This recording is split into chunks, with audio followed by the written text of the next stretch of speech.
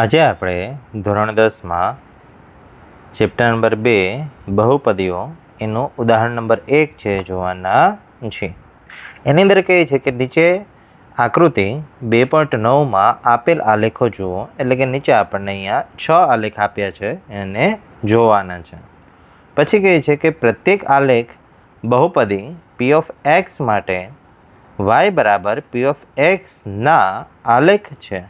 એટલે કે નીચે છે એ જે આપણને 6 આલેખ છે એ y બરાબર p of x કોઈક એક બહુપદી છે, કઈ બહુપદી છે ખબર નહીં, પણ એના આલેખ છે આપણને આપેલા છે.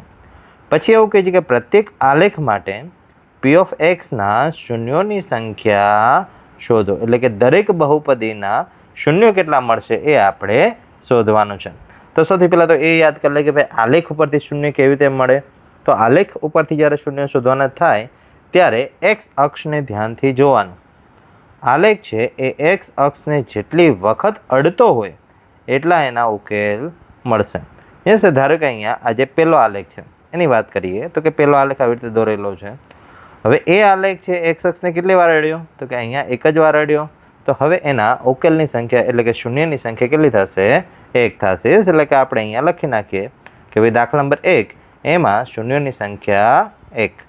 ચલો સેમ એ રીતે બીજામાં જોઈએ તો કે બીજો છે જે આલેખ છે એ એક્સ અક્ષને કેટલી વખત અડે છે તો કે એક્સ અક્ષને ધારો કે ઉપર જાય ત્યારે પહેલી વખત અડ્યો.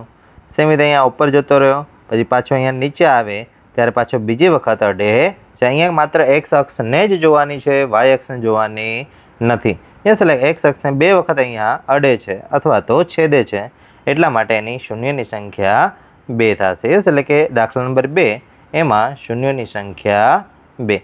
ચલો સેમ રીતે હવે ત્રીજા માટે જોઈએ તો કે ત્રીજા આલેખમાં તો કે ત્રીજો આલેખ આપણે અહીંયા પેન્સિલથી દોરીએ કે જેથી કરીને આપણને ખ્યાલ આવે કેટલી વખત છેદે છે. તો કે અહીંયા પહેલી વખત છેદ્યો, પછી ઉપર ગયા, પછી પાછા નીચે આવ્યા ત્યારે અહીંયા બીજી વખત છેદ્યો, પછી નીચેથી પછી પાછા અહીંયા ઉપર ગયા ત્યારે અહીંયા ત્રીજી વખત છે છેદે છે. તો ટોટલ કેટલી વખત છેદ્યું? 3 વખત. એટલા માટે એના શૂન્યોની સંખ્યા 3 થાય. એટલે કે અહીંયા દાખલા નંબર 3 એમાં શૂન્યોની સંખ્યા 3. ચલો સેમ રીતે ચોથો દાખલો જોઈએ. ચોથા દાખલામાં જે આલેખ છે એ કંઈક સીધી લાઈન રેખા આપી છે કે ભાઈ સીધી રેખા છે અને એ એક્સ અક્ષને માત્ર અહીંયા એક જ વખત છેદે છે. તો એના શૂન્યોની સંખ્યા 1 થશે. એટલે કે દાખલા નંબર 4 એમાં શૂન્યોની સંખ્યા 1. ચલો દાખલા નંબર 5માં જોઈએ તો કે દાખલા નંબર 5 એની અંદર જે આલેખ આપ્યો છે એમાં કંઈક પરવલય આકારનો આલેખ છે. તો ભાઈ ઉપરથી નીચે આવે છે અડીને પછી પાછો ઉપર જતો રહે છે. તો કેટલી વખત અડ્યો તો કે અહીંયા એક જ વખત છે એ અડે છે. એટલા માટે દાખલા નંબર 5 એમાં શૂન્યોની સંખ્યા 1. અને છેલ્લામાં જોઈએ તો છેલ્લામાં જે આલેખ છે કે ઉપર નીચે થાય છે. એટલે અહીંયા ખાસ ધ્યાનથી ગણવું પડશે.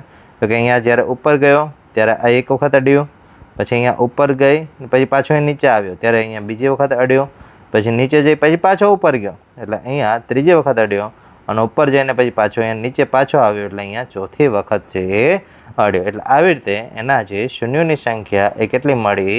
4 છે એ મળે છે. એટલે કે દાખલા નંબર 6 એમાં શૂન્યોની સંખ્યા આપણને 4 મળે છે. એટલે આવી રીતે આ દાખલો છે અહીંયા પૂર્ણ થાય છે. Thank you.